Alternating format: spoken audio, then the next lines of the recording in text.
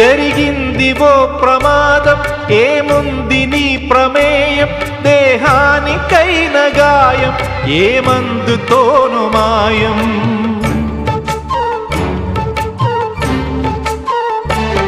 విలువైన నిండు ప్రాణం మిగిలుండటం ప్రధానం అది నిలిచినంత కాలం సాగాలి నీ ప్రయాణం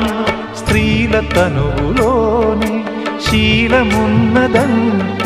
పురుష స్పర్శతోనే తొలగిపోవునంటే ఇల్లాళ దేహాలలో శీలమే ఉండదనా భర్తన్న వాడెవడు పురుషుడే కాదు అనా శీలం అంటే గుణం అనే అర్థం